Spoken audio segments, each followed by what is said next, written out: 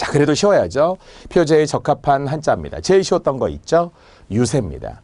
유세는 우리 교재에서도 한자어 400에서도 다양하게 강조했던 선거 유세 때 했던 거기 때문에 얘는 답이 나와야죠. 어떻게? 1번 아니면 2번으로 말이죠. 자, 두 가지 이야기 합니다. 뜻풀이까지 해놓았죠. 즉 뭔가 선전하면서 돌아다니는 거니까 돌아다닌다는 건 놀 유자가 나와야 되잖아요. 야유회, 유람하다, 한강 유람선 이렇게 하듯이 놀 유자, 돌아다닐 유자예요. 자, 두 번째는 이 설 또는 새 또는 열이라고 읽었던 동자 이음의 전형적인 단어입니다. 지금 우리는 어떻게 도금을 했다고요? 이것은 뭔가 새라고 하는 것이 선거 유새, 그러니까 돌아다니면서 설득하는 거, 말로써 새치어로 달래는 거니까 달랠 새, 보통 이렇게 이야기하죠. 달랠 새. 그래서 새객이라는 말을 삼국지에도 많이 썼어요. 새치어로 달랜다는 거예요. 달랜다는 거는 설득한다는 이야기겠죠. 하지만 보통 우리가 뭐로 많이 알고 있죠? 말씀설, 그래야 설명문, 논설문, 설득 이렇게 하는 것이 설이라고 읽는 거고, 얘는 새라고 읽는 순간 달랠 새, 뭐 기쁠 열도 있지만 뭐 잘 이렇게 그렇게 쓰지는 않습니다. 그래서 새라고 읽는 것이 시험에서 더 잘 나오는 사례였고요. 답은 1번 아니면 2번이라는 거네. 자, 두 번째. 정말 우리가 세금 문제할 때 조세에 이미 뜻풀이 나와 있잖아요. 거두어들이는 금전, 일종의 세금입니다. 세금.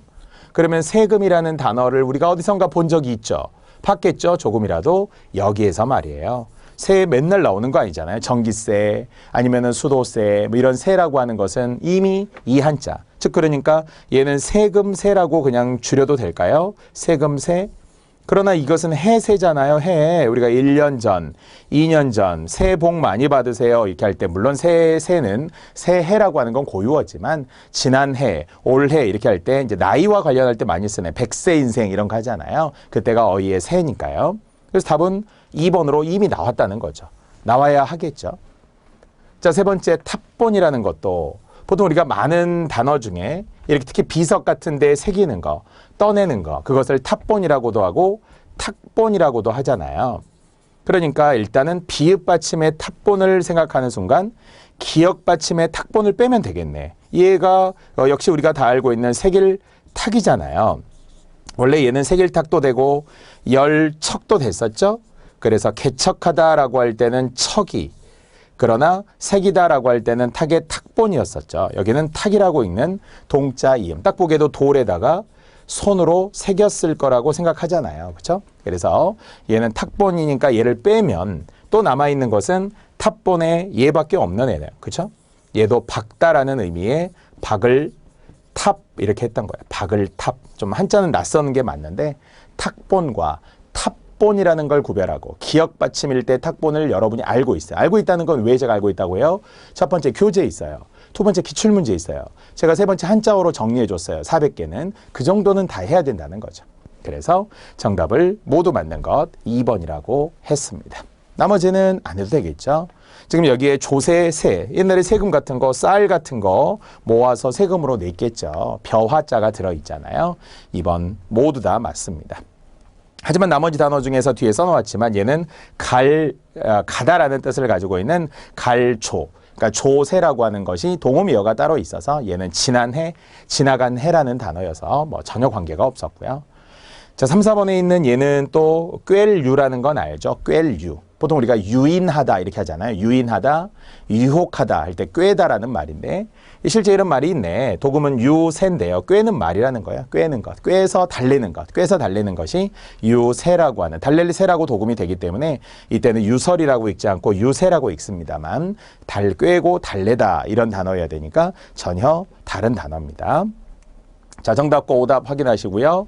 유세 한자만 체크할까요? 유세의 유는 이것, 물론 얘도 있었고요. 얘도 있었죠. 얘는 돌아다니면서 말로 달래는 거. 조세에서의 역시 단어들이 각각 다 있었으니까 세금이라는 느낌이 모두 벼와 관련된 벼화자가 들어갔어야 한다는 것이고요.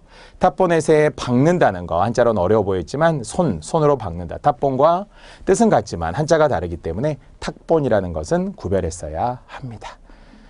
자, 2번이었고요. 자, 그래서 나름의 역시 고난도일 수도 있지만 그래도 유세가 쉬웠고 그 다음에 조세의 세금이 쉬웠기 때문에 제가 한자라고 무조건 고난도라고 보지는 않았어요. 중정도, 중상 정도에 가깝습니다. 자, 9번 옳지 않은 것 아까 이야기했었죠. 이게 고전 문법, 훈민정음과 관련된 15세기 중세국어 등등의 표기 그리고 그의 특징을 이야기하는 건데 그래도 3번은 가장 쉬웠다는 거죠. 왜냐하면 이것은 주격조사 가, 그럼 거의 외우고 있잖아요. 언제? 15세기에 나타난 것이 아니라 17세기, 즉 그러니까 근대 국어 시기에 나타났다라고 거의 제가 표로 다 정리해 드린 거잖아요. 주격조사 15세기에는 뭐 하나밖에 없다고 했으니까 이 하나밖에 없었죠. only. 15세기에는 주격조사가 이밖에 없었다. 그러나 17세기 근대국어에 가가 새로 생겨났기 때문에 지금에 와서는 주격조사 이가 이렇게 살을 붙여서 이야기하잖아요. 자, 3번은 확실합니다. 7급의 서울 7급의 2016의 답이었고 과거 국가직 9급에도 출제된 바가 있었던 이야기입니다.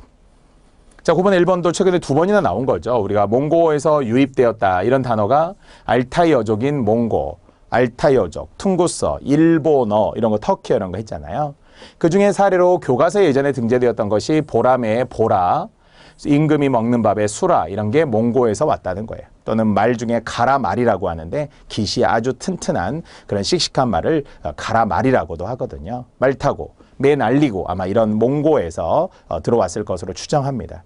반면 이제 두만강 할 때 쓰는 두만이라는 게 여진어 투먼이라는 말에서 왔다든지 아니면은 불교와 관련된 언어 또 중국어와 관련된 언어들이 유입됐겠죠. 이제 출발은 여러 외래어들이 유입이 되었다는 거예요. 고려시대 이후에도. 보라매의 보라 아니면 색깔의 보라색 퍼플이라고 하는 그 보라도 같은 개념으로 몽고에서 유래되었다라고 합니다. 자, 2번도 상식적인 이야기죠. 모음조화 현상은 현대국어보다 중세국어에서 더 뚜렷하게 그럼요. 모음조화 이야기를 엄청 많이 했죠. 15세기에는 모음조화 현상이 어떻게 했다고요? 엄격하게 지켜졌다. 거의 철저하게 지켜졌다. 즉 조사에서도 어미에서도 특정 그냥 단어에서도 명사에서도 자체에서도 모음조화가 이루어진다고 했죠. 뭐 때문에? 아레아 때문에. 그래서 아레아가 사라진 것과 모음조화의 관련성을 꼭 기억하라고 했었는데요. 15세기에는 모음조화가 철저했다. 아레아가 있었으니까. 대신에 현대국어에 와서는 아레아가 사라지면서 언제? 결국 최종적으로 글자가 없어진 건 1933년도라고 했잖아요. 음가가 없어진 건 17, 18세기니까. 결국 음가가 없어졌다는 것은 오와 아의 중간음, 양성모음이었던 아레아가 없어지고 대신에 둘째 음절부터 없어졌던가요? 둘째 음절에서는 으로, 첫 음절에서는 아로, 하나는 음성, 하나는 양성으로 바꾸면서 모음조화가 파괴되기에 이르는 거죠. 아주 중요한 이야기였어요. 훈몽자회 많이 외웠죠? 국어 관련된 연도로 최세진의 훈몽자회를 1527년으로 우리가 정확하게는 16세기라고 외웠었잖아요. 17세기라고 시험에 나오기도 했었으니까. 따라 한글 자모의 명칭, 최초의 자모의 명칭을 만들었던 훈몽자회, 기역, 니은, 디귿, 리을, 미음 이런 말을 처음으로 만들었던 훈몽자회이고 순서도 지금과 거의 비슷하죠. 예, 그러나 일부 달랐다고 했고 또한 이때 배열하다 보니까 모는 이미 사라졌다고 했죠. 여린 히읗. 훈민정음 28글자 중에 가장 먼저 없어진 게 여린 히읗이라고 했잖아요. 10원을 가지고 산에 올라가 이렇게 했으니까. 그래서 여린 히읗이 사라졌음을 이 훈몽자회에서 알 수 있었다고 합니다. 자, 그러나 이 정도는 저는 하라고 했어요. 과감히 하라고 한 두 가지요. 가장 최근 서울 7급의 답이었으니까. 중복되니까. 그리고 평소에 우리는 많이 했으니까. 대신에 이제 고전 문법을 싫어하는 분들, 저는 훈민정음 못해요. 애초부터 아예 포기하고 좀 관심 없었던 분들은 쉽고 어려움 자체를 구별하지 못하기 때문에 그래서 그런 분들은 고난도라고 볼지도 모르겠습니다. 그러나 쉬웠습니다. 오답들까지 써놓았네요. 자, 10번으로 갑니다. 자, 신의 태도로 가장 적절한 것을 이제 한자성어로 이야기한 건데요. 최부의 표해록이라고 하는 게 한국사에서도 되게 중요하더군요. 보니까 세계 3대 중국 일종의 기행기라고도 이야기하잖아요. 기행문이라고 하는데 제일 유명한 게 마르코 폴로잖아요. 마르코 폴로의 동방견문록이라고 하는 것과 함께 최부의 표해록이 유명한데요. 자, 내용은 뭐 그건 전혀 중요한 게 아니었어요. 자, 수차라고 하는 게 나왔어요. 물을 끌어올리는 수차로 지금 보았네요. 그래서 논에 물을 대고 있더라. 그래서 어디에 가서 보니까 그걸 보고서 되게 도움이 될 것 같다. 그래서 안 될 것 같기도 한데 그래서 아니야. 우리나라에 도움이 많이 될 거예요. 그래서 핵심 내용 빨간색으로 한번 볼까요? 백성에게 가르쳐준다면 큰 도움이 될 거예요. 또 똑같은 거죠. 우리 백성들 대대로 이익이 생길 거예요. 답이 나왔네. 그래서 가르쳐 주시기 바랍니다. 이렇게 이야기했다는 거예요. 그러니까 딱 보기에도 어떤 느낌이 나죠? 쉽게 실학적인 느낌이 나잖아요. 실학자들, 정약용이 특히 많이 강조했던 중농주의 또는 우리 중상주의와 관련된 실학자들처럼 정약용도 있죠. 박지원도 있죠. 박재가, 홍대영 모두 다 이런 비슷한 이야기를 했단 말이에요. 뭔가 기술을 배워오자. 중국에서 기술을 배워와서 우리나라에 써먹게 하자. 그러면 백성들의 삶에 이익이 될 거라고 본 거죠. 그래서 삶을 두텁게 하자. 그래서 실학자들을 다른 말로 뭐라고 됐다고요? 이용후생학파라고 했다는 거죠. 답은 다 나왔으니까요.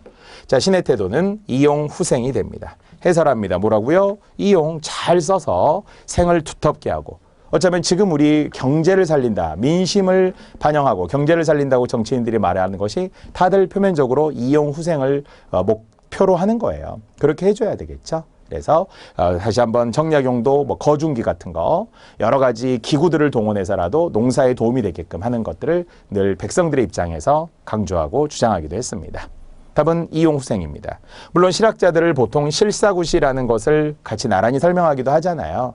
하지만 이것은 실사, 사실에 근거하여서 올바름을 구한다라는 이야기지 실학자들이 추구하는 것이 실사구시이고 이용후생이지만 네모 자체의 핵심은 잘 써먹자는 거잖아요. 백성들의 삶을 이롭게 하는 것, 그렇게 해서 두텁게 하는 것, 그것이 이용후생이 됐을 테니까요. 자, 나머지는 전혀 관련이 없습니다. 공리공론은 부정적인 거, 헛된 의견, 헛된 논의, 그래서 실현성이 없는 헛된 논의를 공리공론이라는 부정적 의미로 뭐 주권 재민이야 다 아는 것처럼 우리 민주주의 헌법에 나와 있는 대한민국의 주권은 국민에게 있다라고 하는 제1조 2항에 나와 있는 1항이야 물론 대한민국은 민주주의 공화국이다 이렇게 하잖아요. 원래는 이제 사실 이런 내용들과 관련된 것이 저는 늘 좀 강조했던 게 있었죠. 향가죠, 향가. 향가 중에 유일한 19체 향가라고 이야기했던 충담사의 안민가. 아니면 용비어천가 125장 이런 것들이 우리 공무원과도 관련이 되고 백성들의 삶과도 관련이 되는 거. 잘 먹여 다스리는 경천근민하는 거 이런 거 있죠. 공무원과 관련된 성어로 보입니다. 이용후생이 결국 우리가 추구하는 바여야 하니까요. 답은 3번이었습니다. 자, 11번입니다. 자, 전화 예절이었고요. 이것을 고난도라고 제가 본 것은 일단 평소에 잘 안 나왔던 거니까 그리고 미세한 차이 때문에 옳고 그름이 정해지기 때문이에요. 혹시 이 중에 이 강의를 통해 문제를 처음 보는 사람들은 좀 당황할 수 있을 것 같아요. 왜냐하면 다 맞는 말 같거든요. 다 맞는 말 같거든요. 하지만 틀린 게 하나 있었어요. 정답 1번으로 한번 설명해 봅시다. 뭐가 틀렸다는 거죠? 아닌데요. 전화 잘못 거셨습니다. 보통 우리가 많이 하잖아요. 자, 그런데 전화를 잘못 거셨다는 것은 X이고요. 전화가 잘못 걸렸습니다 하는 건 동그라미예요. 제가 이 예를 가지고 여기저기 몇 분에게 이야기했더니 좀 어이없어 하기도 하더라고요. 뭐가 달라? 뭐가 달라? 왜 틀려? 이렇게 말이죠. 그러나 이것은 예절이라는 것에서 예절은 항상 어떤 기준이죠? 상대방을 존중하는 거.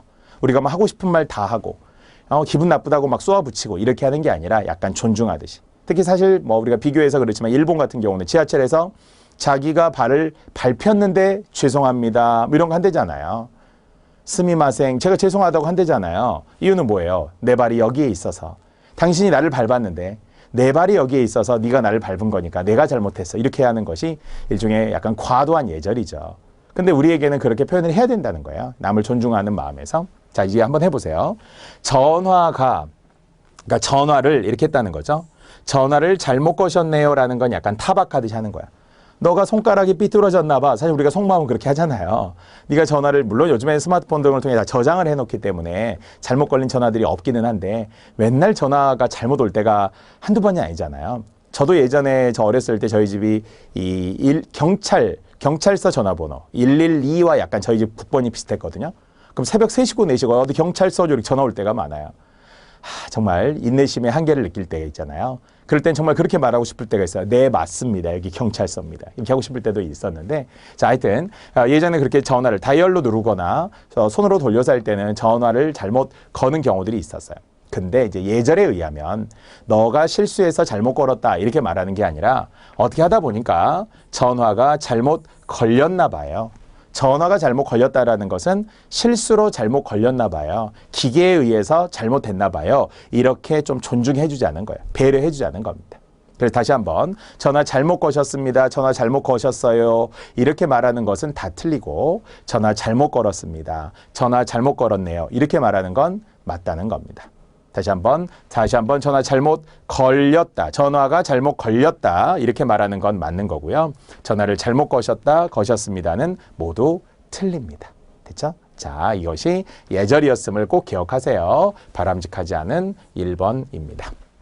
자, 나머지는 이제 뭐 기다려달라고 하고 공손하기도 하고 있잖아요. 전해드릴까요? 라고 하고 이런 게 언어 예절로, 전화 예절로 시험에 오랜만에 나왔어요. 물론 예절 중에서는 뭐 소개 순서라든지 문상 가서 뭐 편지 봉투 아니면은 가장 근간에는 2015 사회복지직에 나왔던 직장 상사의 아내, 직장 상사의 남편을 무엇이라고 하느냐 이런 건 시험에 나온 적이 있었는데요. 언어 예절은 좀 오랜만입니다. 또한 이건 말고도 여기 선지 말고도 언어 예절 중에 전어 예절은 이런 건 있잖아요. 뭐 드라마에서 즐겨 나오는 여보세요, 네, 뭐 어디 평창동입니다, 어디 뭐 청담동입니다, 뭐 이거 하잖아요. 그런 것도 맞아요. 예, 그게 우리가 약간 거북하게 들려서 그렇긴 한데 받는 쪽에서 자기의 동을 말하는 것도 맞습니다. 또한 여보세요? 이걸 누가 먼저 한다고 했죠? 여보세요? 전화를 거는 쪽이에요? 받는 쪽이에요? 그러면 전화를 받는 쪽에서 먼저 여보세요 해줘야 이제 전화를 거는 쪽에서 신원을 확인했으니까 누군지 알았으니까 이제 내가 말을 해야 되는 거죠. 근데 전화를 거는 쪽에서 하자마자 여보세요? 이렇게 말하는 사람도 있다는 거예요. 그건 안 좋다는 거예요. 자, 언어 예절 중 전화 예절이었습니다. 답은 1번이고요. 자, 지금 이야기한 것처럼 잘못 걸렸습니다. 이렇게 하고 말하는 것이 존중하는 것이다. 하지만 잘못 거셨다 그러면 전화를 제대로 못 거니? 이런 뜻으로 들리니까 바람직하지 않다라고 했고요. 자, 12번입니다. 자, 표면적으로는 조금 어려웠을 수 있지만 광고에서의 어떤 기능, 광고의 기능, 우리가 언어의 기능에서 배운 적이 있었죠. 언어의 기능에서 배웠다라고 하면 뭘 해야 될까요? 언어와 국어편에서 활용됐을 때 자주 이야기했던 것처럼 첫 번째는 표현의 기능, 뭐 표출의 기능, 지령적 기능, 그리고 친교적 기능 정도는 기억하면 좋다고 그랬죠. 물론 정보 전달의 기능, 아니면은 미적 기능, 관어적 기능, 지식과 정보의 보존 기능 이렇게 8가지로 했는데요. 생각해보니까 이 선풍기에 대해서 설명을 해주고 있는데요. 선풍기의 여러 기능 등의 선풍기의 특징에 대해서 이야기하는데 알고 보니까 사라는 이야기죠. 사라. 그러니까 정보를 전달해 주는 건 당연하고요.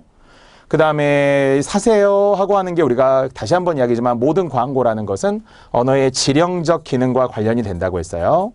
지령적 기능이라는 것은 곧 다시 말하면 명령적 기능 또는 감화적 기능 이렇게 이야기했었잖아요. 그래서 언어의 기능과 관련돼요. 그래서 AS 해드릴게요, 교환해드릴게요 약속하고 있습니다. 그러나 단순히 재밌게 한다는 오락 기능은 없죠. 그런데 일단 이것이 표면적으로는 뭐 비문학 파트긴 하지만 언어와 관련된 언어의 기능에서 활용되었음을 모든 광고는 명령의 기능, 상품 판매를 목적으로 한다 그렇게 했잖아요. 1, 2, 3번과 관련이 있습니다. 답은 4번이었고요. 자, 13번으로 갑니다. 자, 이제 이것도 이제 순서를 싫어하는 학생들은 항상 부담되죠. 항상 어떤 난도와 상관없이 순서 문제는 참 부담을 많이 느끼는데 제가 원래 우리 학생들과 비문학을 하면서도 10가지 팁, 비문학 특강 등에서 자세히 팁들을 알려드렸는데요. 도움이 되는지 모르겠습니다.